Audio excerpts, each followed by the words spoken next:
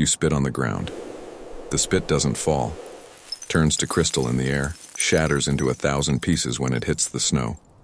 This is the Arctic, 67 degrees below zero, so cold that boiling water explodes into snow before touching the ground. So cold that exposed skin freezes in 90 seconds. So cold that an unprotected man has 8 minutes before his heart stops. Northern Alaska. 4,000 years ago, total darkness 6 months a year. But here, in this impossible place, entire tribes thrived. Families raised children. Elders lived 80 years. For 200 consecutive generations. How? Let's spend a complete day with them. Inuit wakes in total darkness. Outside, the sun won't rise for another 3 months. Inside the igloo, one seal oil lamp flickers, barely enough light to see his breath. The temperature inside is minus 15 degrees. Outside, minus 67. He looks at the lamp. The wick is whale sinew, twisted tight. The oil is pure seal fat, rendered and filtered. This one lamp burns for 12 hours on 200 grams of oil. The family needs 3 lamps burning constantly. That's 600 grams of seal fat per day, 18 kilograms per month, 108 kilograms for 6 months of winter. The oil from 4 adult seals just for light and minimal heat. The lamp is placed in a soapstone bowl carved to catch every drop. Can't waste oil. Each drop is survival. Inuit adjusts the wick with a bone pin, makes the flame slightly larger.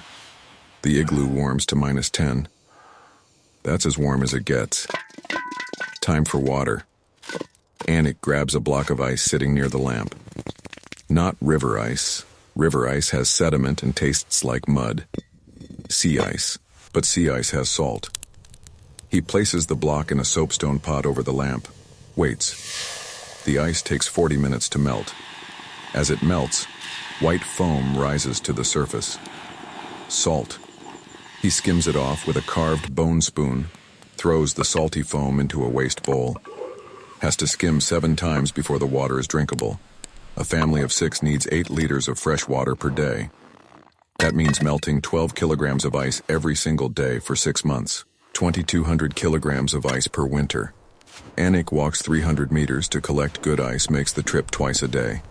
The soapstone pot is his father's work. Took 11 days to carve. Not ceramic. Ceramic explodes with thermal shock. Soapstone can go from frozen to boiling without cracking. The pot has lasted 17 years and will last 30 more. Water ready. Now food. Inuit pulls dried caribou meat hanging from the ceiling. Looks like dark leather. Thin strips. Completely rigid.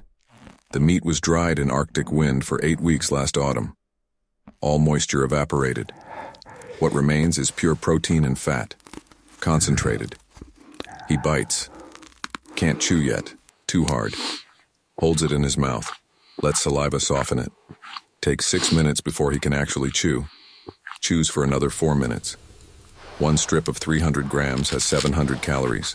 He needs 5 strips per day to maintain body temperature. 7 if he's hunting. His wife Nuna eats 4 strips. The 3 children share 3. His elderly father eats 2, doesn't hunt anymore, needs less energy. Whole family, 17 strips per day. 300 kilograms of dried meat per winter. 90 caribou killed, processed, dried before winter begins. Finished eating. Now he needs to dress to go out. Can't go out in sleep clothes, would die in 5 minutes.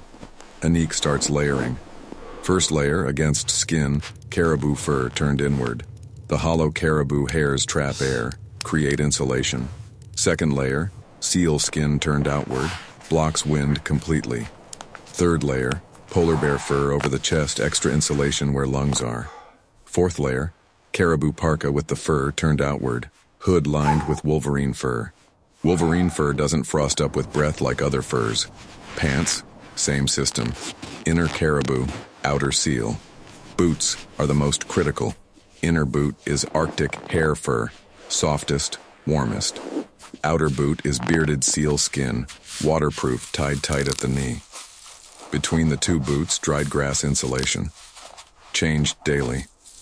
If grass gets wet from sweat, feet freeze. Mittens have 4 layers. Inner rabbit fur, middle caribou, outer seal, and emergency outer polar bear mitts that go over everything. Can't wear one thick glove, fingers freeze. Need layers with air pockets. Total weight of winter clothing, 11 kilograms. Takes 12 minutes to put on correctly. One mistake, one gap in layers. Frostbite in 20 minutes. Anik steps outside. The cold hits like a wall. Minus 67 degrees. He breathes through his nose only. Mouth breathing would freeze his lungs. Each breath hurts. The moisture in his nostrils freezes instantly. Small ice crystals form inside his nose. He's hunting seal today. Walks 4 kilometers to the breathing hole he marked yesterday. Seals are mammals, need air, come up to breathe every 18 minutes through holes in the ice. The ice is 2 meters thick.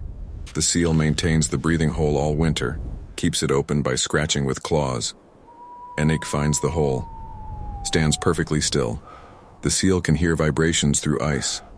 Any movement, any sound, seal disappears. Anik will stand here motionless for 3 hours, maybe 6, however long it takes. He holds a harpoon. The shaft is driftwood, rare and precious.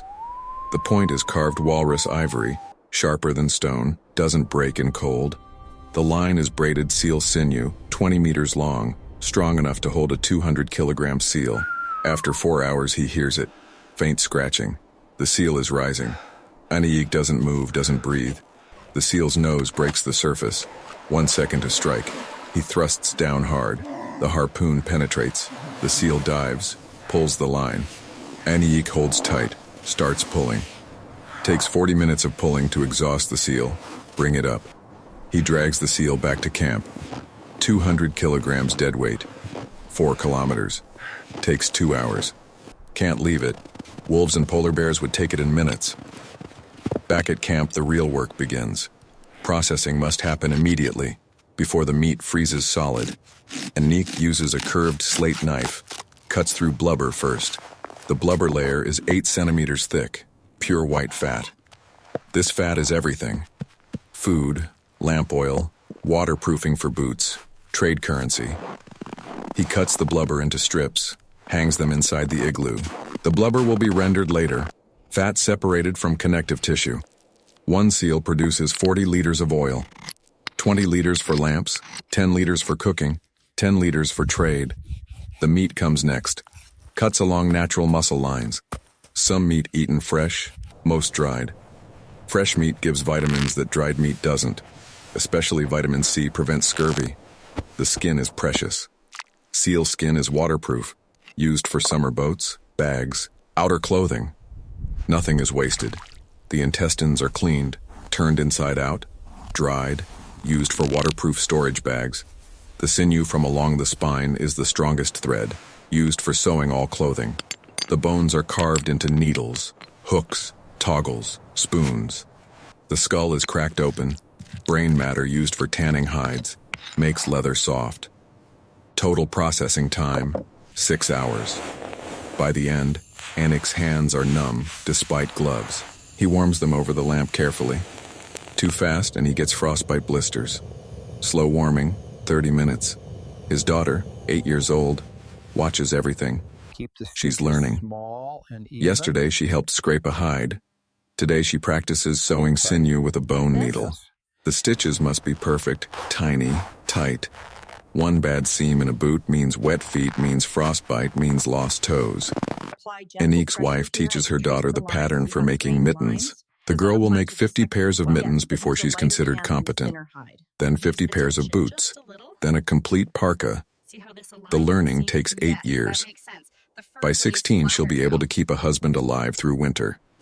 The son, 11, is learning to hunt. Not on the ice yet. Too dangerous. He practices with a small harpoon, throwing at marks in the snow. Must hit a circle the size of a hand from 10 meters away. Every time. No second chances when hunting. Miss the seal. It's gone. The family gets hungrier. Here, let me get you a bowl. Evening now. Though still dark outside. Always dark. The family gathers for the main meal. Fresh seal meat, boiled in seawater. Can't waste fresh water for cooking. The seawater adds salt, makes the meat taste better. They eat with their hands. The meat is hot, warms them from inside. They also eat maktak, whale skin with blubber attached. Chewy, rich, tastes like hazelnut. High in vitamin C. One piece of maktak the size of a fist has all the vitamin C needed for 3 days. This is how they avoid scurvy despite no vegetables for 6 months. After eating, Anik checks all equipment. His harpoon line examines every centimeter. One weak spot, the line breaks. Seal is lost. His knife sharpens it with a whetstone. His boots checks all seams. His son's training harpoon tightens the binding. Nuna sews a new parka, replacing one that's wearing out. Uses caribou fur, seal sinew, bone needle. Each stitch is 2 millimeters apart, perfectly even. The parka will take 60 hours of sewing. She's been working on it for 9 days. We'll finish in 5 more. The children play a game with small carved bone pieces. Looks like dice, but more complex. The game teaches math, probability, strategy. Entertainment is critical during 6 months of darkness. Without games, stories, songs, people go mad from isolation. The elder tells a story about the time he hunted a polar bear alone 30 years ago. The family has heard this story 200 times, but they listen like it's new. Stories carry knowledge. How to read ice, how to find food when seals are scarce, how to survive a blizzard. Anik banks the lamps for the night, reduces the flame, saves oil. The temperature drops to -20 inside. Everyone sleeps in full winter clothes under caribou hide blankets. The children sleep between the adults, warmest spot. The elder sleeps near the door, coldest spot, sacrificing comfort so the children stay warm. They sleep in shifts. Someone must stay half awake, keep the lamps from going out completely. If all lamps die in the night, the igloo temperature drops to -40 in 2 hours. Relighting lamps requires bow drill friction in extreme cold. Takes an hour of hard work. Wastes precious energy. Outside, the wind howls. -67 with wind makes it feel like -90. The igloo walls are 1 meter thick compressed snow blocks. Snow is excellent insulation.